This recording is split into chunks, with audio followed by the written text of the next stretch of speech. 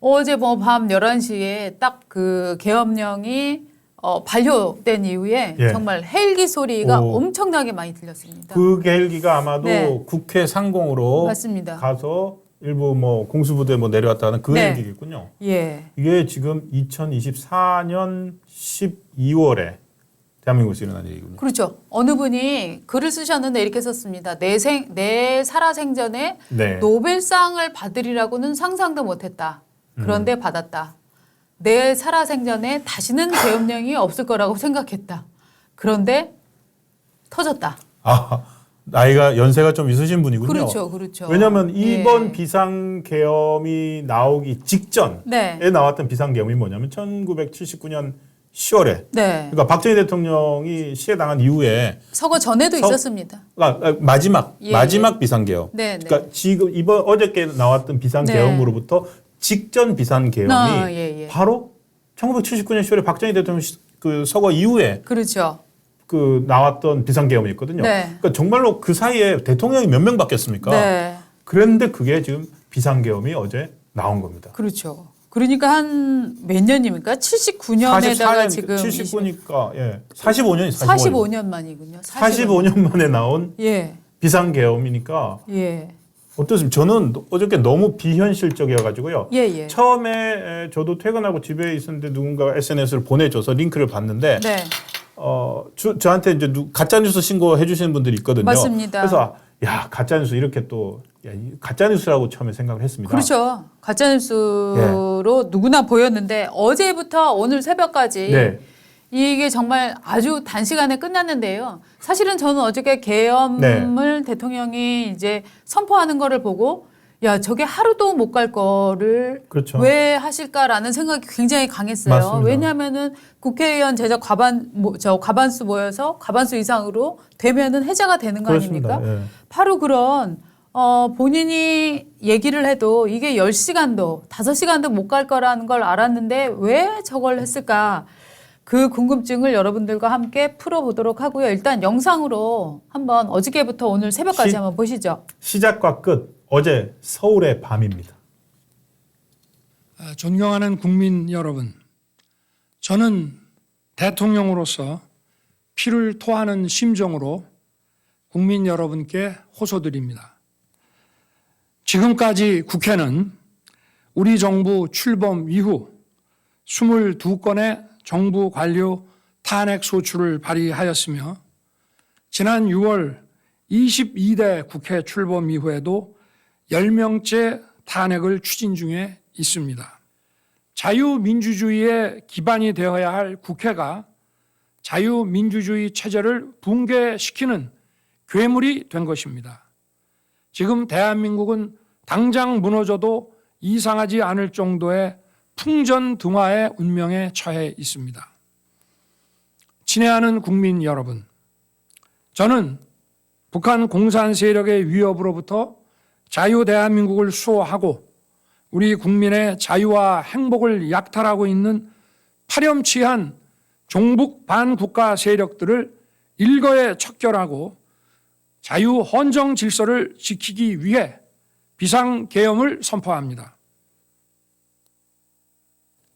존경하는 국민 여러분, 저는 어제 밤 11시를 기해 국가의 본질적 기능을 마비시키고 자유민주주의 헌정 질서를 붕괴시키려는 반국가 세력에 맞서 결연한 구국의 의지로 비상계엄을 선포하였습니다. 그러나 조금 전 국회의 계엄 해제 요구가 있어 계엄 사무에 투입된 군을 철수시켰습니다. 바로 국무회의를 통해 국회의 요구를 수용하여 계엄을 해제할 것입니다. 다만 즉시 국무회의를 소집하였지만 새벽인 관계로 아직 의결 정족수가 충족되지 못해서 오는 대로 바로 계엄을 해제하겠습니다. 어제 이제 10시 20분 조금 넘어서 이제 네. 대통령이 담화를 했는데 그리고 나서 어제 또 새벽 4시 20분에 4시 30분 근처에 네. 또 저렇게 얘기가 됐으니까 5시간 만이다. 저거를 말입니다. 이 시간 순으로 저희가 정리를 한번 해봤는데 한번 타임테이블을 보시죠. 마련을 했습니다. 네. 네. 정말 긴박하게. 10시 28분이군요. 네. 비상계엄을 선포를 했습니다. 그리고 국방부 장관이 정군 주의관 회의를 개최를 지시를 했고, 그리고 23시 25분이군요. 대통령이 비상계엄 선포하고 1시간 57분 만에 계엄사령관이 발표가 되고 계엄사 포고령 1호문이 나왔습니다. 네. 그리고 그 사이에 여당의 한동훈 대표, 야당의 이재명 대표가 비상계엄 선포에 대해서 비판하는 코멘트를 어제 했습니다. 굉장히 딱 28분에 이제 저거 하고 났는데 한동훈 대표가 먼저 한동훈의 했네요. 코멘트가 가장 먼저 나왔습니다. 그래서 비상계엄 선포는 잘못된 것이다. 딱 여당 대표가 먼저 비상선포가 네. 계엄 선포 잘못된 것이다라고 네. 얘기를 했고 56분에 오히려 이재명 대표가 이게 뭐 말이 안 된다. 예. 예, 예. 저거는- 그래서 이거는 위헌적이다라고 얘기를 하고 이제 국민들이 다 모여색을 막아야 된다 얘기를 했는데 이재명 대표는 보니까 저기 네. 차 타고 맞습니다. 가면서 라이브를 했어요. 자기 라이브로 핸드폰으로 이렇게 했더라고요. 네, 그러면서 네. 이제 더 이상 윤석열은 우리 대통령이 아니다. 아니다. 뭐 그런 네. 얘기까지도 했었는데 네, 네.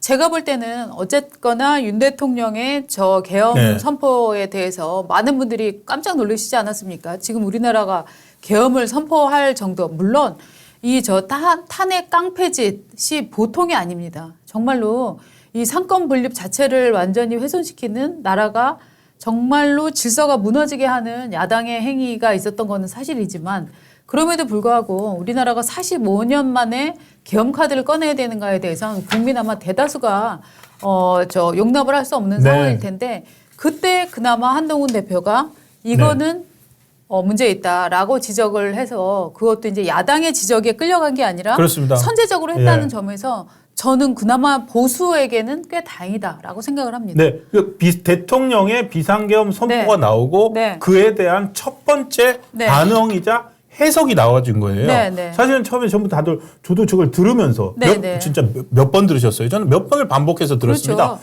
근데 인식이 탄핵 소추, 네. 탄핵 소추를 너무 많이 했다. 네. 그리고 판사를 겁박하고 있다. 네. 검사들을 탄핵한다. 그리고 예산 처리를 막는다. 네. 그리고 뭐 그 예산 처리 때문에 뭐 마약 수사나 이런 수사를 아이돌범 수사 이런 걸 못한다.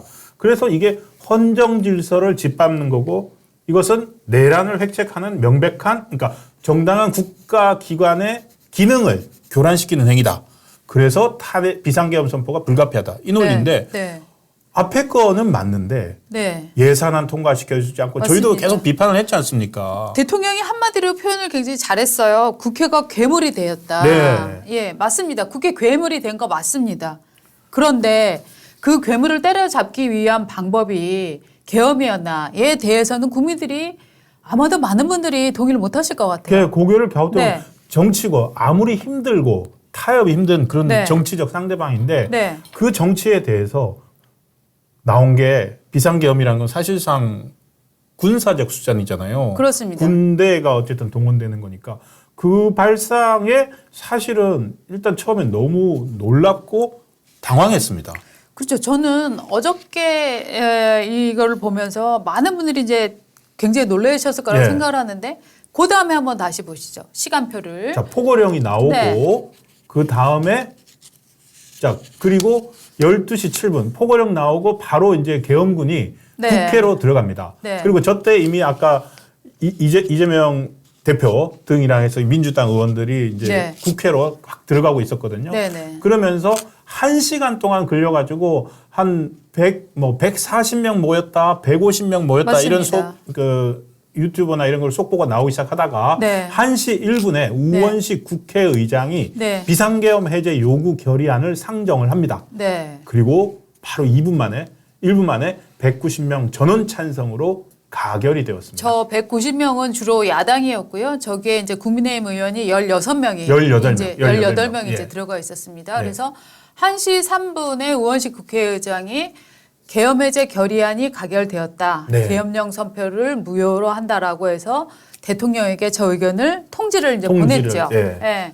그리고 했고, 나서 그리고 마지막에 방금 보신 네. 대통령의 비상계엄 해제 네. 선언이 나왔습니다. 네. 그리고 계엄군 철수가 이어졌습니다. 네. 이게 바로 어저께 짧았던 뭐 서울의 밤이었습니다. 그렇죠. 서울의 밤이 짧기는 했습니다만 정말 그 충격도는 보통이 아니었는데 예. 그 특히나 어제 나왔던 계엄 해제문을 한번 좀 보실까요? 계엄 해제문을 보면 네. 굉장히 이렇게 단호하게 되어 있습니다.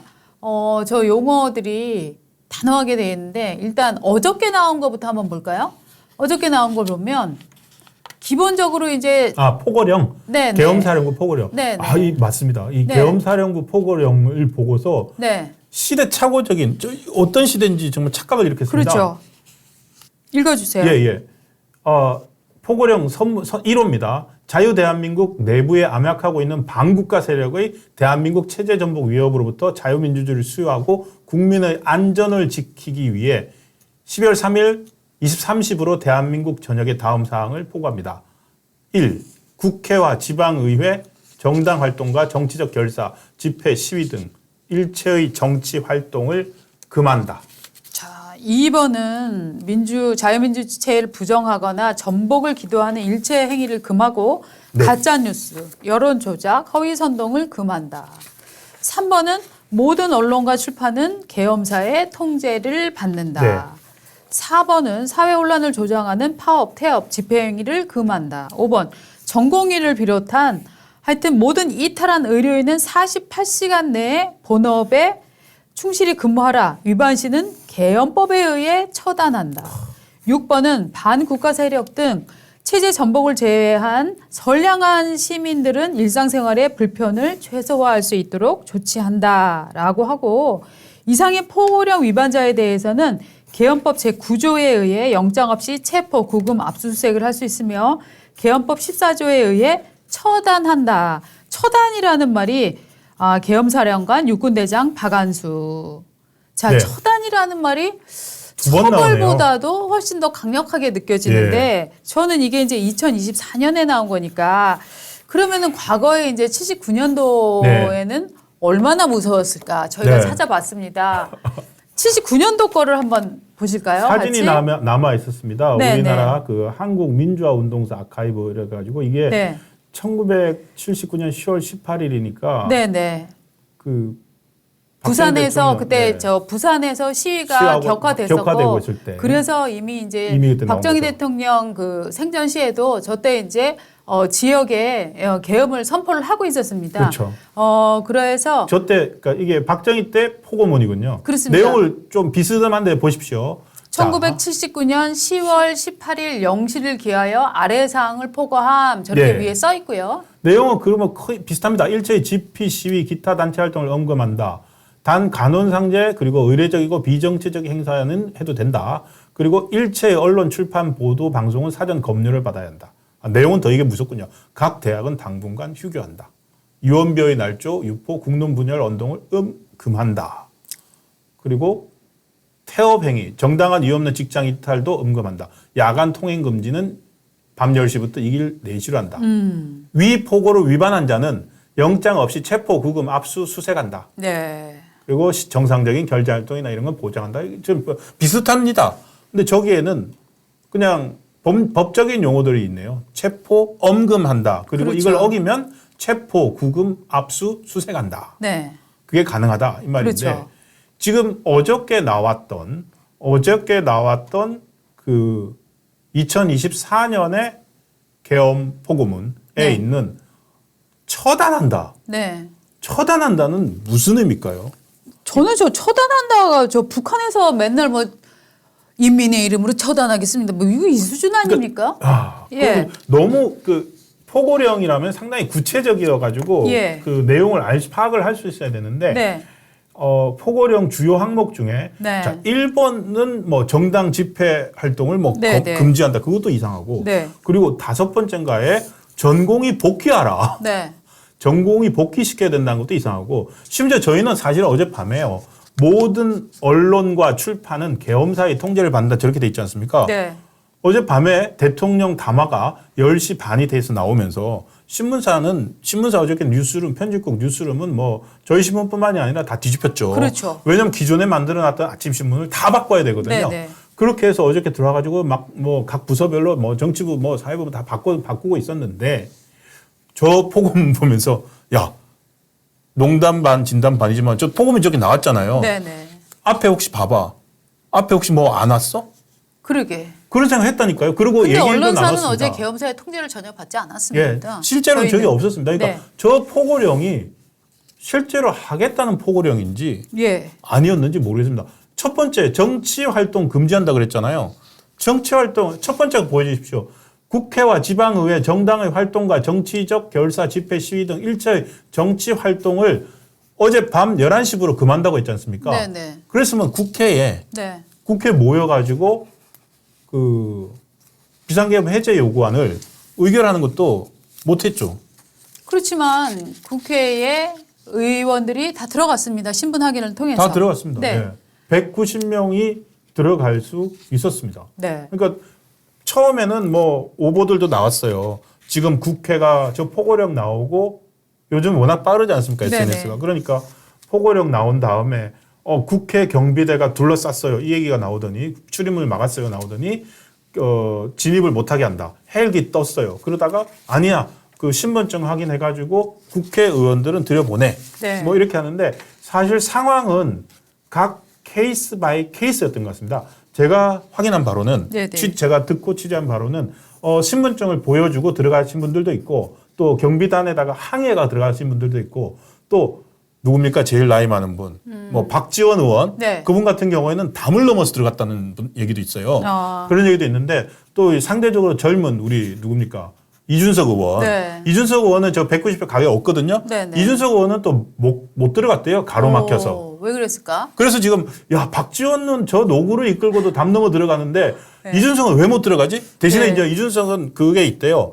입구에서 네. 뭐 그 경비하는 뭐 군인인지 경비단한테 네. 막 소리 지르고 예. 당신 누구야 뭐 이렇게 하는 그런 영상이 있다라고 네, 들었는데 왜 못 들어갔는지. 그래서 케이스 바이 케이스인데 1번 포고문과 다르게 상당히 뭐 정당 활동이나 이걸 막지는 않았습니다. 실제로는 거의 어떤 불편함이라든가 없었다. 그게 유일하게 일어났던 지점은 여의도밖에 없었던 것 같아요. 예, 예. 뭐 다른 데도 있는지 저희가 뭐 아까 더 취합을 하겠습니다. 헬기 소리 들으셨다면서요? 예, 예. 아니요. 그러니까 이제 헬기가 갔으니까 이제 여의도로 가는 헬기 여의도 소리였는데 가는 그러니까 이제 어떤 일이 또 뭐 저희가 다 속속들이 알고 있는 것은 아닙니다만 실질적으로는 거의 계엄을 선포해서 예. 명분으로는 엄청나게 군사를 동원해서 뭘 한 것 같지만 무시무시했어요. 실효는 없었던 거의 공포탄에 가까운 계엄이었다. 이 계엄에 대한 앞으로 이제 책임론이 그래서 굉장히 많이 나올 거고 먼저 공포탄 우리 계엄. 여명님이 계엄 또 할까요? 라고 물어보셨는데 굉장히 예리하시네요. 저도 이런 식의 계엄이 또 나올 수도 있는 건가라는 의문을 한 번 더 생각을 했었거든요. 저는 어떤 생각 네. 들었냐면은 야 탄핵을 네. 탄핵도 헌정사에 정말 유례가 없는 건데 네. 이 정부 들어가지고는 뭐 네. 대통령 탄핵을 입에 달고 살고 맞습니다. 뭐 장관이나 검사 판사 뭐 다 탄핵하잖아요. 네네. 탄핵을 그냥 뭐 아무런 거 헌정에 대한 뭐 아무렇지도 않은 걸로 생각을 하더니 네. 탄핵을 아무렇지도 않게 얘기를 하니까 네. 이제 비상계엄도 아무렇지 아무렇지도 않게 않아진 나온다. 거냐? 자, 그래서 어저께 비상계엄 해제했을 때 이제 첫 번째 든 생각이 네. 아 그렇다 그랬구나. 그러면은 아직도 대통령이니까 비상계엄 한 번 더 하면 되겠네. 그러면은 좀 준비 더 해가지고 그런 생각도 했다니까요. 그래서 정말로 이 극단적인 헌정 질서를 유지하고 뭐 하는 행위를 네. 그냥 뭐라 그럴까요? 상투화시켜 버리는. 저는 그런 생각을 좀 했습니다. 괴물과 싸우다 괴물이 되지 않도록 조심해라라는 예. 뭐 그 워딩이 있지 않습니까? 저는 니체 말이죠. 예, 저는 정말로 저 괴물 야당과 싸우면서 어머나, 예. 대통령이 일종의 괴물적인 판단을 했다라는 저는 생각도 들었어요. 저는 이 저도, 판단은 예. 굉장히 좋지 않은 판단이었다고 예. 저는 개인적으로 생각을 하는데요. 그쵸. 예, 그래서 괴물과 싸우다 예. 괴물이 되었다라는 게 여당 야당 뭐 여러 부분에서 지금 우리나라에서 통하는 네. 워딩이 아닐까라고 생각을 해보고 예. 이 여러 가지 문제점들이 좀 노출이 되고 있는데 문제점 중에 하나는 사실 여당 대표한테는 이 부분을 좀 상의를 하거나 좀 알렸어야 되는데 그럼 한동훈 대표에게 대통령이 상의를 하거나 언지를 주었는가 또 우리의 최우방인 미국에게 일종의 언질이나 사전에 어떤 연락이나 뭐 공지 네. 같은 것이 갔는가? 두 개 다 없었다라고 보이는데요. 한동훈 대표 말을 한번 들어보시죠. 예. 지금 이 벌어지는 상황에 대해서 대표님 알고 계셨습니까? 전혀 몰랐습니다. 이게 굉장히 중요한 엄중한 상황인데 그러면 여당 대표와도 아무 상의가 없었던 건가요? 그렇습니다. 예. 이 상황에 대한 지금 입장은 어떠십니까? 자유민주주의 질서와 헌법 질서를 무시하는 위헌적이고 위법한 계엄 선포입니다. 국민의힘이 국민과 함께 바로잡고 반드시 막겠습니다. 예. 어떤 배경이라고 짐작하시나요? 이 조치 자체가 그 배경을 짐작할 정도의 얘기도 아닌 것 같습니다. 예, 예. 중요한 것은 국회에서 예. 의원들이 계엄 해제 요구를 하면 즉시 해제되게 됩니다. 그 예. 절차를 앞으로 지금부터 진행할 계획입니다. 그렇다면은 우원식 의장이 소집을 하고 그 경우에 국민의힘 의원들도 모두 참여하셔서 계엄 해제에 동의하시는 겁니까? 저는 당연히 그래야 한다고 생각합니다. 예. 지금 내부에서 회의를 하셨나요, 대표님?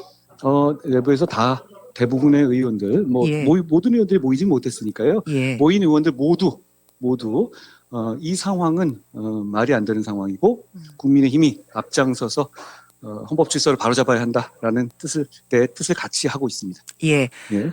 이 계엄의 이유로 대통령이 내세운 것이 탄핵 네. 시도가 연이어서 있고 이것은 국가 전복 세력의 어떤 폐악질이다. 이런 지금 선포령이 내려지지 않았습니까? 이 부분에 대해서는 어떻게 보시나요? 탄핵 시도가 무리한 것은 분명합니다만 예. 그것이 이런 위헌위법한 계엄령 선포의 사유가 될 수는 없습니다.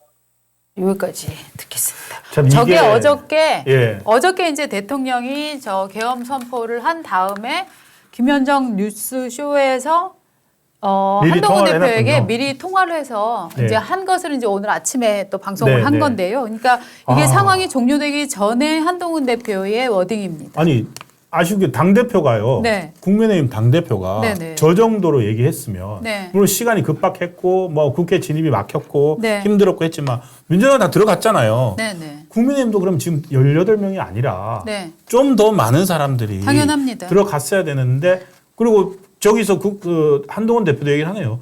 모든 국민의힘 의원들이 함께 힘을 모아서 네. 이 사태를 막도록 하겠다라고 얘기를 했으면 적극적으로 좀 더 사람들 모아서 갔어야 되지 않는가요? 그렇죠. 근데 어저께 국민의힘은 첫 메시지부터 4선 이상 의원들을 소집한다라는 맞아요. 메시지가 나왔는데요.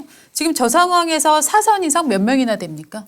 그러니까. 국민의힘은 108명밖에 안 되는데 저 중에서 4선 추린다? 그러면은 뭐 한 4선 추리면 한 20명, 30명 되려나? TK 의원들이 많으니까. 근데 저거는 저는 기본적으로 동원 체제에 있어서 상당히 처음에는 판단 미스가 많았다라고 지금 평가를 네. 하고 있고요. 그러나 다행스러운 것은 어쨌든 저게 순전히 야당만이 아니라 여당도 같이 들어가서 저 표결을 했다는 점은 참 다행이었다라고 생각을 하고 있습니다.